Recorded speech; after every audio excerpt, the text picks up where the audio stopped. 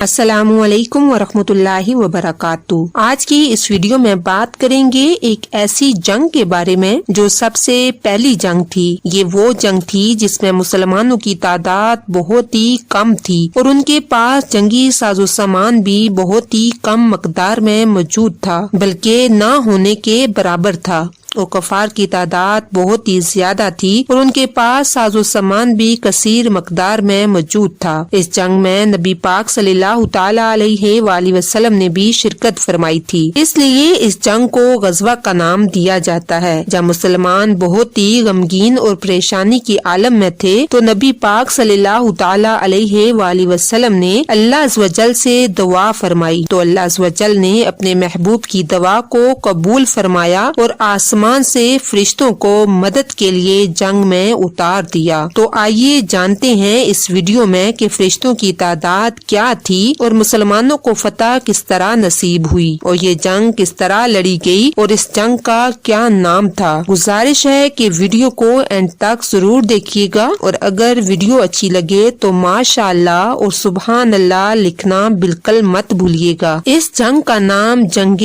بدر ہے۔ جنگ بدر کفر اور اسلام کا مشہور ترین معرکہ ہے۔ 17 رمضان 2 ہجری میں مکہ اور مدینہ کے درمیان مقام بدر میں یہ جنگ ہوئی۔ اس لڑائی میں تعداد اور اسلحہ کے لحاظ سے مسلمان بہت ہی کم تار اور پست حالی میں تھے۔ مسلمانوں میں بوڑھے، جوان اور بچے اور انصار اور مہاجرین کل مل کر 313 مجاہدین اسلام علم نبوی کے زیر سایہ کفار کے ایک عظیم لشکر سے نبرد آزما تھے۔ سامان جنگ کی قلت کا یہ عالم تھا کہ پوری اسلامی فوج میں 6 زریں اور 8 تلواریں تھیں اور کفار کا لشکر تقریباً 1000 نہایت ہی جنگجو اور بہادروں پر مشتمل تھا، اور ان بہادروں کے ساتھ 100 بہترین گھوڑے، 700 اونٹ اور قسم قسم کے مہلک ہتھیار تھے۔ اس جنگ میں مسلمانوں کی گھبراہٹ اور بے چینی ایک قدرتی بات تھی۔ رسول اکرم صلی اللہ تعالی علیہ وآلہ وسلم رات بھر جاگ کر اللہ عز و جل سے لو لگائے مصروف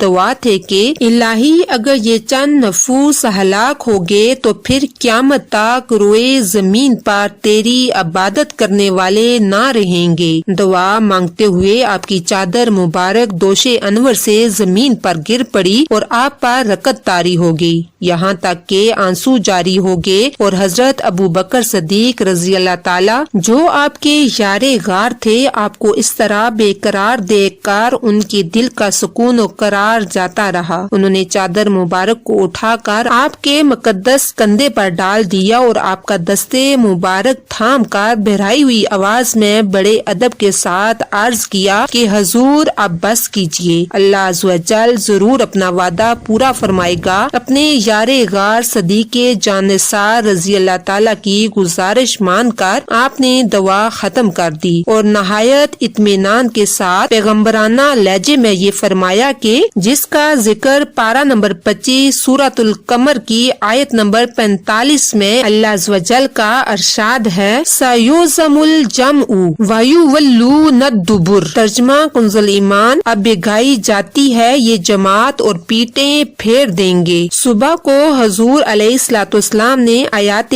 جہاد کی تلاوت فرما کر ایسا ولولہ انگیز بحث فرمایا کہ مجاہدین کی رگوں میں خون کا قطرہ قطرہ جوش و خروش کا سمندر بن کر طوفانی موجیں مارنے لگا، اور آپ صلی اللہ تعالی علیہ وآلہ وسلم نے یہ بشارت دی کہ اگر صبر کے ساتھ تم مجاہدین میدان جنگ میں ڈٹے رہے تو اللہ تعالیٰ تمہاری مدد کے لیے آسمان سے فرشتوں کی فوج بھیج دے گا۔ چنانچہ 5000 فرشتوں کی فوج میدان جنگ میں اتر پڑی اور دم زدن میں میدان جنگ کا نقشہ ہی بدل گیا۔ حضرت علی رضی اللہ تعالی مہاجرین کا جھنڈا لہرا رہے تھے اور حضرت سعد بن عبادہ رضی اللہ تعالی انصار کے علمدار تھے۔ کفار کے 70 آدمی قتل ہو گئے اور 70 گرفتار ہو گئے، باقی اپنا سارا سامان چھوڑ کر فرار ہو گئے۔ کفار کے مقتولین میں قریش کے بڑے بڑے نامور سردار جو بہادری اور سپاہ گری میں یکتائے روزگار تھے ایک ایک کر کے سب موت کی گھاٹ اتار دیے گئے، یہاں تک کہ کفار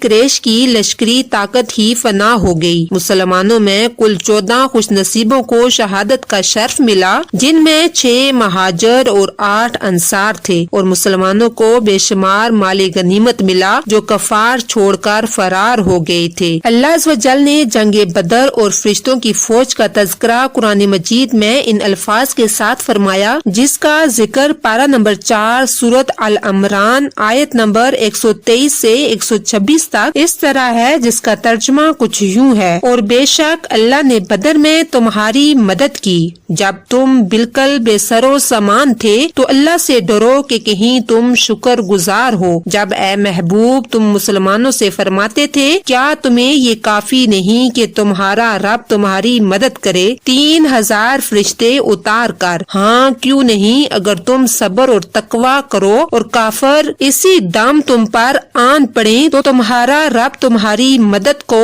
5000 فرشتے نشان والے بھیجے گا، اور یہ فتح اللہ نے نہ کی مگر تمہاری خوشی کے لیے، اور اسی لیے کہ اس سے تمہارے دلوں کو چین ملے، اور مدد نہیں مگر اللہ غالب حکمت والے کے پاس سے۔ جنگ بدر میں مسلمانوں کی تعداد اور سامان جنگ کی قلت کے باوجود فتح مبین نے مسلمانوں کے قدموں کا بوسہ لیا۔ اس سے یہ سبق ملتا ہے کہ فتح کثیر تعداد اور سامان جنگ کی فراوانی پر موقوف نہیں، بلکہ فتح کا دار و مدار نصرت خداوندی پر ہے کہ وہ جب چاہتا ہے تو فرشتوں کی فوج آسمان سے میدان جنگ میں اتار کر مسلمانوں کی امداد و نصرت فرما دیتا ہے، اور مسلمان قلت تعداد اور سامان جنگ نہ ہونے کے باوجود فتح مند ہو کر کفار کے لشکروں کو تیس و نیس کر کے فنا کی گھاٹ اتار دیتا ہے۔ مگر اللہ تعالیٰ نے اس کے لیے 2 شرطیں رکھی ہیں، ایک صبر اور دوسرا تقوی۔ اگر مسلمان صبر اور تقوی کا دامن تھامے ہوئے خدا کی مدد پر بھروسہ کر کے جنگ میں اڑ جائیں تو انشاءاللہ تعالی ہمیشہ اور ہر محاذ پر فتح مبین مسلمانوں کے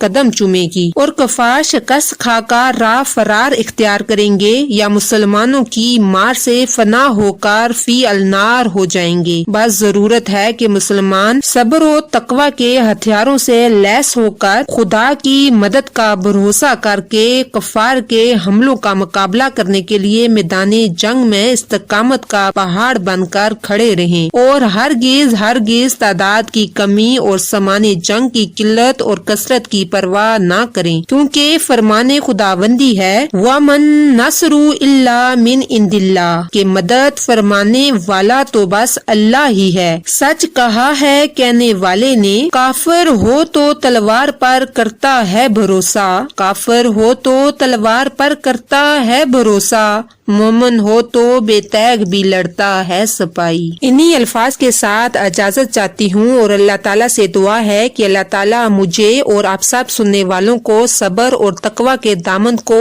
تھامنے کی توفیق عطا فرمائے۔ آمین ثم آمین۔ اپنا خیال رکھنا اور دعاؤں میں یاد رکھنا۔ اللہ حافظ۔ السلام علیکم ورحمۃ اللہ وبرکاتہ۔